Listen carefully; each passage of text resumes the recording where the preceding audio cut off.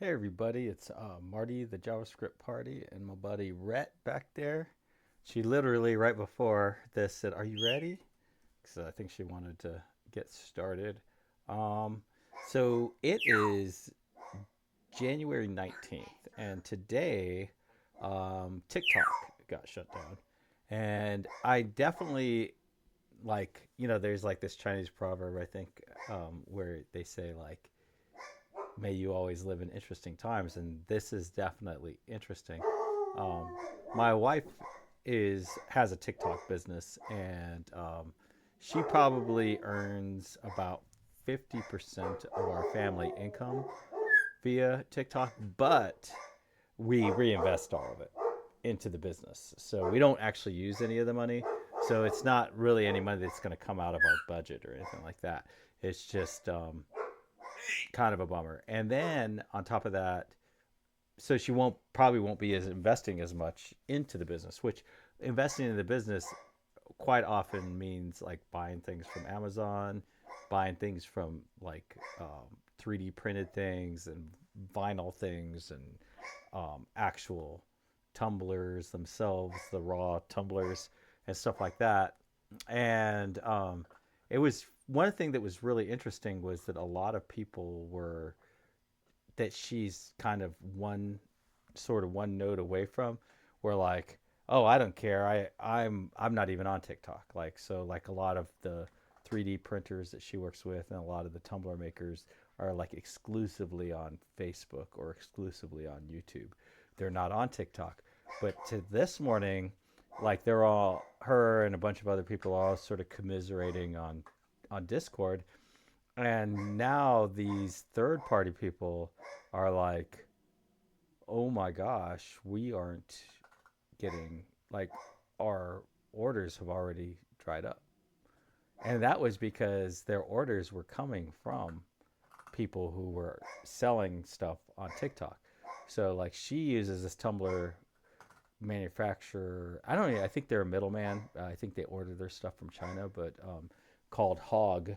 And Hog, she orders, Hog probably delivers 3 boxes every single week to our house, and sometimes as many as 10 or 12 boxes in a week come to our front door of our house. This week there will be zero. I'm thinking there will probably be 0 boxes delivered from Hog um, to our house. Now, Hog, they do almost all of their business on Facebook, but the owner of Hog was on the Discord. I believe it was. I actually won't. I'm not 100% sure on that, but I believe she was saying the owner of Hog was saying that her her sales are down. And actually, well, so I'm not 100% sure on that one, just because I'm not sure. But I do know that she also uses a 3D printer person who all exclusively works on Facebook. Her stuff is like all of her social media outreach is on Facebook, but almost all of the people who use who integrate her 3D prints into their final products, almost virtually all of them, are on TikTok. So her sales literally went to zero. So she had sales, and now she doesn't have sales, and she wasn't on TikTok. She was on Facebook. But it didn't matter because almost everyone she was selling to was on. So it didn't really hit her until today, or maybe yesterday, that she was going to see a massive disturbance in her business, um, because of the ban on TikTok, even though she doesn't do it. So I have a feeling this sort of pressure that's going to come from the people at large, um, would is going to come in waves, like as different people start to get impacted. And where I think is really going to be interesting is when like some of the really big fish that like sort of like operate, like let's say they do $1 billion a year and they make 10-20 million dollars a year in profit. Well, like a 1% drop in business will put them out of business, right? Like, that will suck up all of their profit. All their profit will be gone. They can't afford to lose 1%. They're running on very, very thin margins. And as you scale up bigger and bigger, the thinner the margins you can operate on. So I suspect most of them will start to really feel the pain if this TikTok ban holds, or if when TikTok comes back, if it's just very, very different and they sort of just lose all of their users. Because honestly, if TikTok is just a different thing, like people aren't in love with TikTok, the organization, they're in love with TikTok, the product. So if they change the product, if this is a new Coke sort of situation where, oh, sorry, we had to make a bunch of changes for national security and now it's not what it was, people will leave TikTok too. But so like if TikTok doesn't come back kind of as it was, it'll probably be like 3 months before the really big fish fill it. And when they fill it, it's going to be very, very painful for them.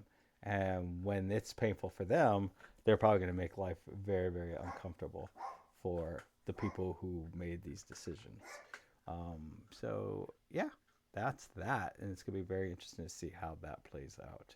Um, and I think it's important to sort of, kind of like it's important to say things, because if you don't say things, you'll lose that ability to say things. So, we kind of have in the United States, we have, we like to say we have this freedom of speech, which is like, I think that's true in general, but you can't just say whatever you want. Uh, so in general, like you could go into a room and all by yourself and you could say anything you want. You really honestly can. Like you could say anything. There is nothing you can't say when you're alone in a room, which I don't think that is the case in other countries in the world. Like I think that if you were alone in a room and someone your overheard you talking and saying something against the supreme commander or whatever, um, and you were just by yourself in the room, just sort of thinking out loud, and you said some things, you could get prosecuted for that. That is not the case here. If you're sitting alone in a room, and even if someone overhears you, you're fine. Um, but on the other end, like you can't just like kick down somebody's door of their private house and start screaming at them and say, "No, I had every right to do that because I have freedom of speech." Like, that's an obvious, like, you're not allowed to just go kick down people's doors. And so, regardless, you can't say, "Well, because I have freedom of speech." And so, the bias in general here is in the US is that we have freedom of speech, but not all people, you can't just say whatever you want. And it's sort of a moving mark. Like sometimes you can say more than other times. Um, what you say, like if you're just talking to 5 people versus if you're talking to 50 million people, like you have a lot more latitude when you're only talking to 5 people than when you're talking to 50 million people. Like it's not a, there's no set rule of knowing exactly what you can and can't say and when you can and can't say it. Like those rules, they're not just, not only are they like not obvious, but they're not consistent. They do change from time to time. So, that's just the reality we live in. And, but I do think the general bias in America is that we have the right to say whatever we want. And, um, you know, and if you're going to go after somebody for saying something or for listening, we're also allowed to listen to whatever we want. But if we're going to, if like some district attorney, something's going to come after you for listening to something or for saying something, um, they they really can't just be like, well, we're coming after him just because he said this. They sort of have to have additional, like they have to say, look, these people were just having dinner in their house and this dude kicked down their door and screamed some vulgarities or something at them. And like we're coming after them for kicking the people's door down. We're going after them for, whatever, for threatening or something like that. It's like just the fact that you said stuff is not going to be enough to, is very unlikely ever to be enough to get you in trouble.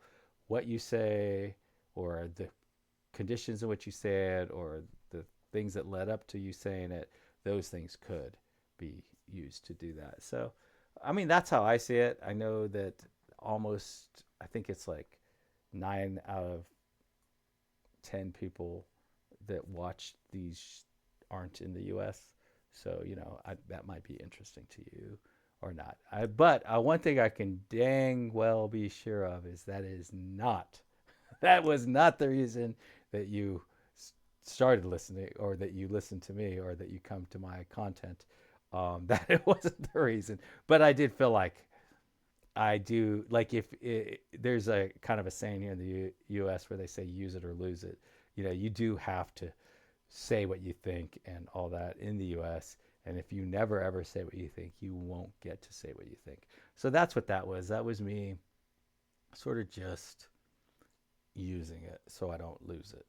So last time we spent a lot of time just renaming things so that for naming consistency, and uh, change the triplet I mean, we changed position to a triple. ST triple is now, and so when and then there's like an X, Y, and Z. So a triple is something that comes with three characters, and it's an X, Y, and Z. So triple is a bit more generic than what I would I would rather it was like some word that sort of implied that it was also X, Y, and Z are the three things, but you know, that's the best I could come up with. And I would love. I'll probably spend the rest of my life trying to think of a better way to sort of express that, because it would be nice if there was a better way to express that. But now the problem. We still have a problem, and that was that a renderer has a scene, not a mesh and a material, right? Like this mesh and this material are things that are part. This mesh, no, it does. Yeah, it doesn't have a mesh. It has a scene. It has a camera and a scene. And I do not have something for first scene. So let's go ahead and just go through the standard steps. I'm going to close everything but this one. Close others. Um, I'm just going to hit Control P and type in PA, and so it suggests package, and I'm going to add another entry in the scripts array, or the scripts object. Um, the scripts dictionary is probably really what would be the most accurate way of saying that. Maybe the scripts map would be a good way to say that. And I am going to call this I dash um, scene.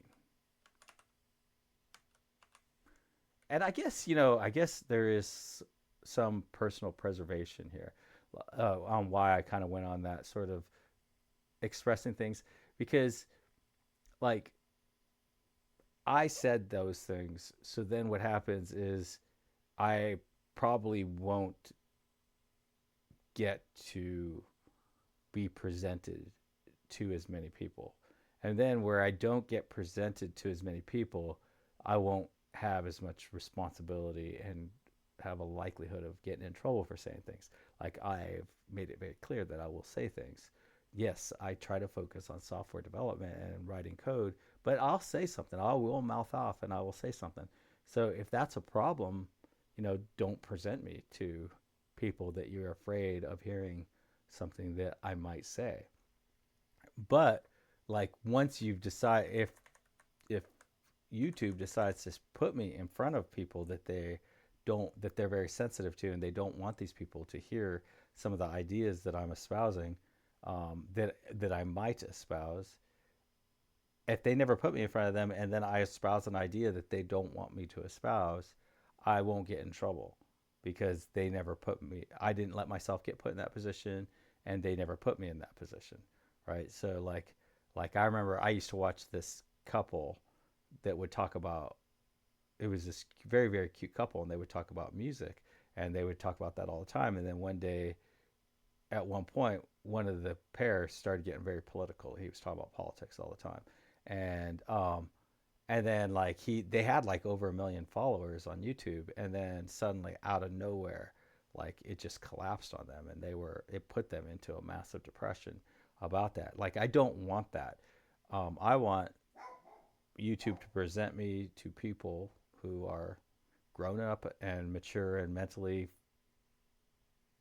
in a place where they can hear ideas and stuff and are into coding. Um, that's the people I want to be put in front of. I don't want to be put in front of someone that they're like, oh, if this person hears some idea that we don't want people hearing, that I'll suddenly get in trouble. I don't want to get in trouble for saying what I think. So, and if you don't want to get in trouble for saying what you think, oddly enough, the best way to stay out of trouble for saying what you think is to say what you think. Another thing, like people are always surprised because I don't carry my phone with me very much, and when I do carry it, many times it's turned off, and I don't really pay attention to it very much. And they'll sometimes people are surprised, and I'll say, hey, if you don't, if you're not responsive to your phone, and you don't pay attention to it, what'll happen is you'll quit getting interrupted. People will quit calling it.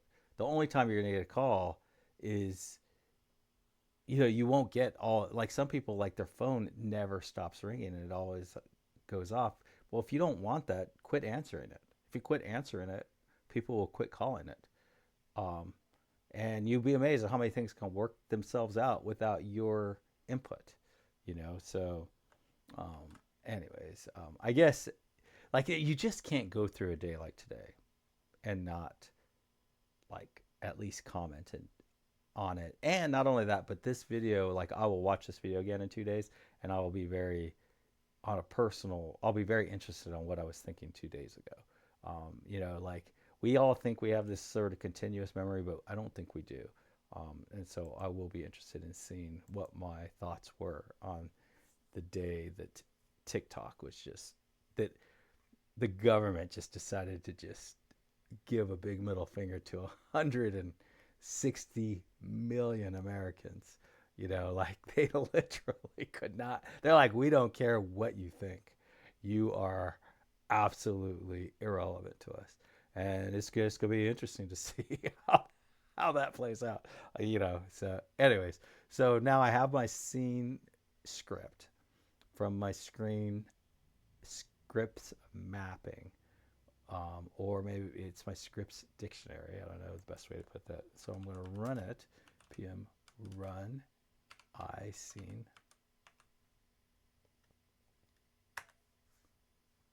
And then we shall run it. This always takes a little bit. And I can always tell when I'm being boring because Rhett gets very, very quiet. So, so if you are bored by this, you're not alone. Rhett's with you. So we should have our scene directory, and inside of our scene directory, we should have a scene, st scene, and a scene is made up of a material and a mesh, right? Let's go ahead and let's look at this.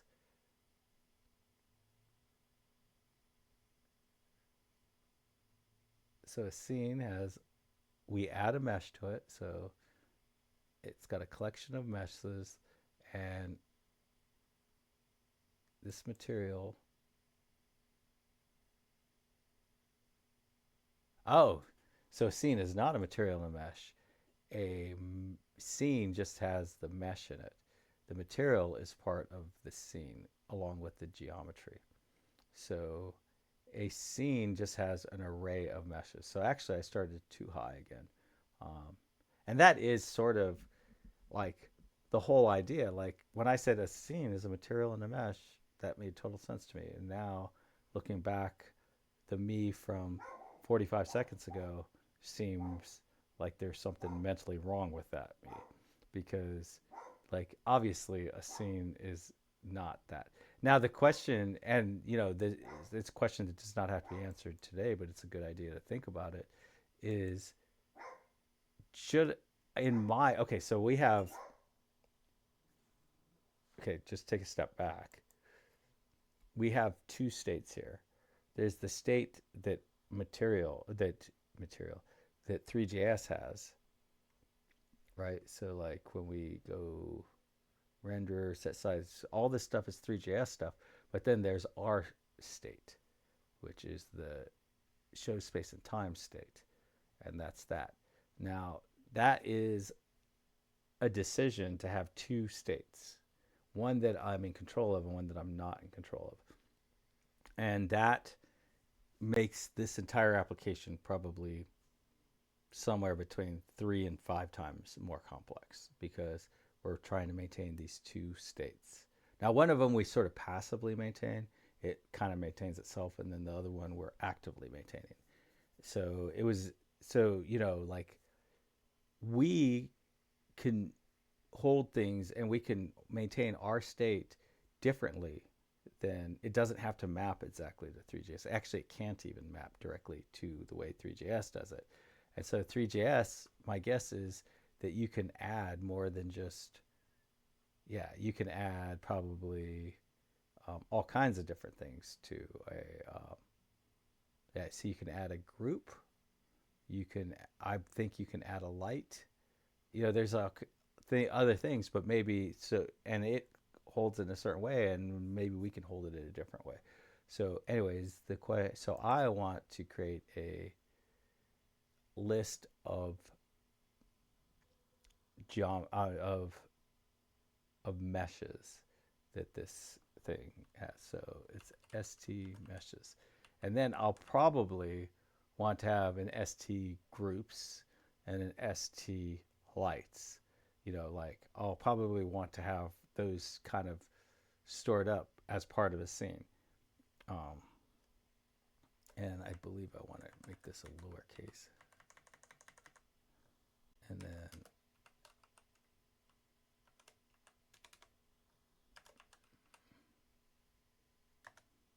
mesh,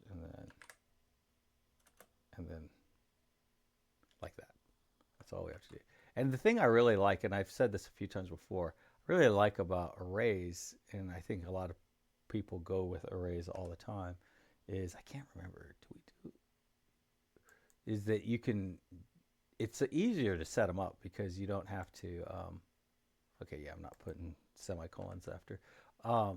It's easier to set them up because you can just give it an empty array, whereas like if it's some kind of actual object, you actually have to give it an object, and then you got to worry about filling out all the attributes and stuff like that.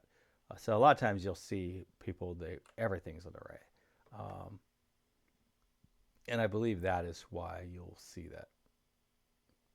So anyways, we are going to, so I believe that's all of our stuff. And so basically now we got to come over here. And this is so our st, we're going to create an st meshes, I think just for the,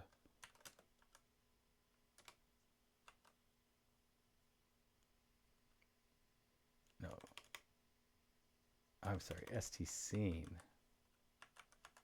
I guess I am a little bit discombobulated by the whole TikTok thing. St scene is equal to, and then that is going to be an object, and that object is going to have an st meshes, and we can just make that an empty array if we want. And I guess you have a comma there, but then we could also just like set it up right now, and we could just grab this from there to there. So that is going to have our whole, the geometry, the position, just all kinds of stuff. And let's see if we can just slide that in there. Yep. And then a st renderer has a scene. So let's go ahead and break that. Go to definition, and instead of a camera, instead of a mesh, we're going to say st scene.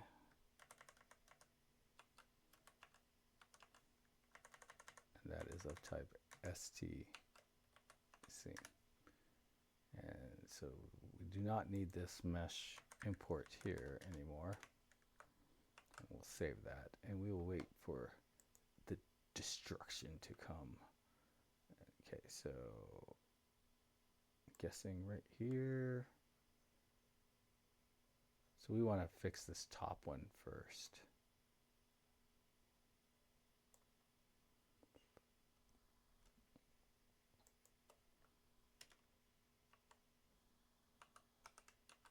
Scene.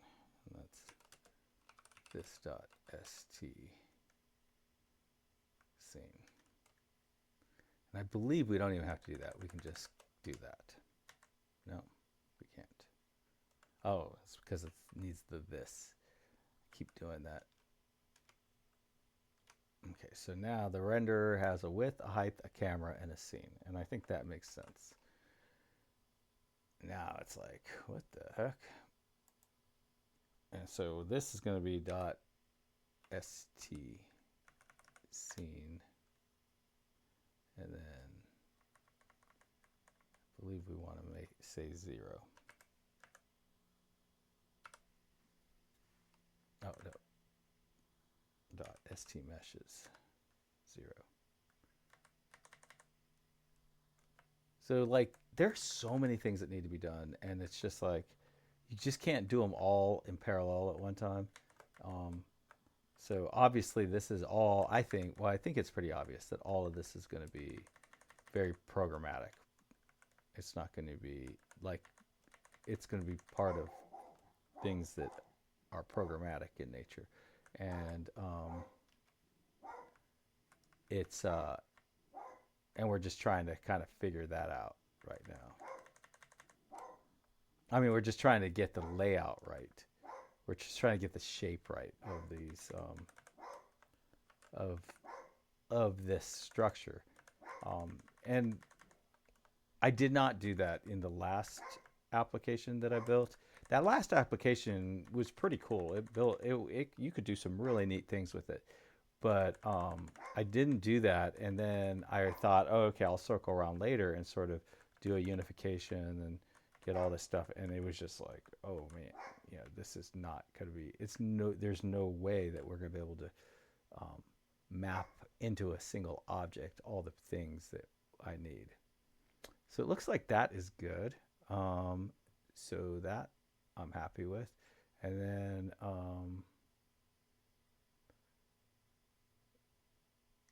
Okay, so here's our ST scene. I think that's nice and clean. And then my meshes have positions. I felt like there was something else that went into, oh, the material. It's standalone. Does this all make sense? I think it all makes sense. Meshes, and then it has a list of meshes. This has a scene. This has a list of meshes.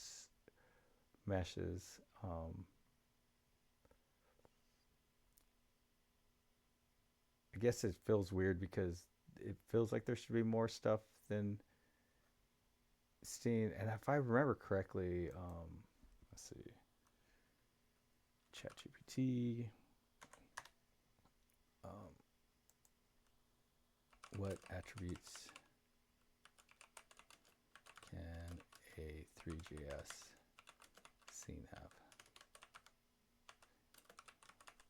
Question. I think fog is one of the ones.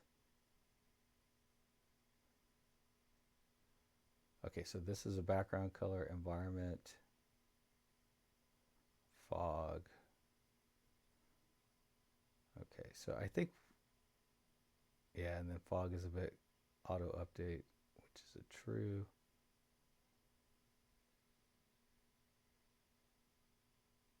Yeah, I don't know. I don't think any of those are worth adding at this point. I don't think not adding one of these sort of locks us out. So I think that is that. I think that this is all pretty well, like a renderer has a camera and a scene, right? And then, oh, okay, so now there's another piece of the puzzle that I need to figure out. And I have been thinking about it, is this, like, what is the how are we going to sort of indicate, collect, no, notate the these animation sort of things,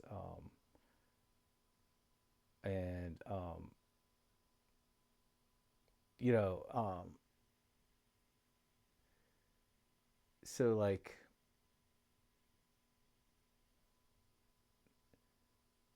so the time is growing, and then this is growing. So basically, all this is doing is like adding a number that's slowly getting bigger because the time is getting bigger. Um, so this could be like a fixed number. It could be anything, but this animation is a bit weird because like the animations sort of like this animation, it just goes forever, which works like it as time keeps growing, the number keeps bigger and it keeps getting rotated a little bit more. And as you rotate, like that just sort of keeps on going. So it looks good. But like, let's say we, instead of rotation, we were doing the X or the Y, like it would just float out of the screen, right? So we obviously wouldn't want not obviously, but we probably wouldn't want our animation. In most cases, we would want it to kind of start all over and stuff like that. So this animation that we have here is pretty limited. But I do, and I know that animation was an absolute disaster in my last thing. And I do know that animation was something that I wanted to have handle at a high level, but at the same time, I wanted it to be calculated at a low level. I so what the conundrum that I would always run into is with like I wanted to control animations at the mesh level, or I wanted to apply like I wanted a mesh to be animated, but I wanted the way animations work to be independent at the property level. So like maybe Y gets reset every 3 seconds, but Z gets reset every 10 seconds, like something like that. Like I wanted to have a lot more control and I wanted a bunch of different kinds of animation. So like it was like I wanted, so it's like, okay, so okay, so just like one of the things I want in the future is to be able to have like two animations going side by side, but they're an animation of the exact same thing. You just have a different camera. So like um so I would love to have I'm going to want to have like scene number 1 where the camera is like maybe over the top, but scene number 2 where the camera is in front. And then you can have them running side by side at the exact same time. So I would want the animation to not be at the renderer level. So I don't want to have like a list of animations at the renderer level. Um, and I want animations to be independent of cameras. So it seems like what I want is the animate like a list of animations at the mesh level, so that when I have two different renderers running maybe two different scenes, but they're sharing a mesh, that mesh has the animations tied to the mesh. But then I want each element to be independently animated. So that is what I'm trying to figure out. And then I want a whole bunch of different kinds of animated animations, not just basically what I had was like a linear from here to here, from one number to another number animation. And I want it to be a lot more rich than that. Um, so it seems like what I want is in my mesh, like I want an array of animations. But in that array of animations, we have the we have the specific animation identified all the way down to the attribute, and that attribute would be rotation.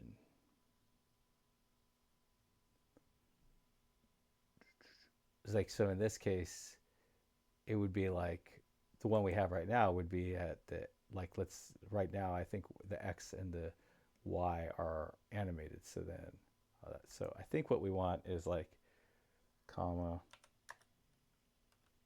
st animations,